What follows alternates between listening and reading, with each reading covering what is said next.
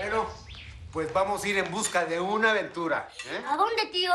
Pues escalar una montaña. Sí, por ejemplo, el Nevado de Toluca. ¡Qué padre! Tío, no creo que le encante a mi papá que te lleves a los niños al nevado, ¿eh? Ay, tu papá está ocupado en otras cosas. Exacto. Y no hay que interrumpirlo. Además, tú estás invitada. ¿Yo? ¿Quién quiere más hotcakes? ¡Yo! ¿Y vamos a ir a la nieve, tío? Bueno, hay que ver si el nevado tiene nieve.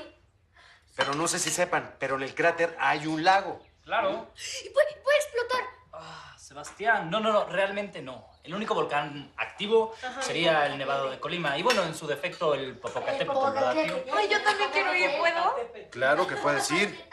Falta que Alicia diga que sí. Sí, pero hay que invitar a Pablo.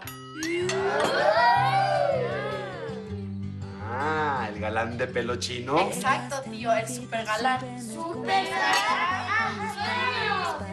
¡Sueños! Tío, pero ¿nos vas a contar esta historia? Sí, claro que sí. Miren, les voy a contar el día que fui a las olas más grandes del mundo. ¿Eh? ¿Pero en dónde fue eso, tío? En Hawái. Cuida los segundos al besar mis labios. Nos espera el mundo para enamorarnos. ¿Qué tal me quedaron? Tiempo no pase. Fanny, se te están quemando los hotcakes.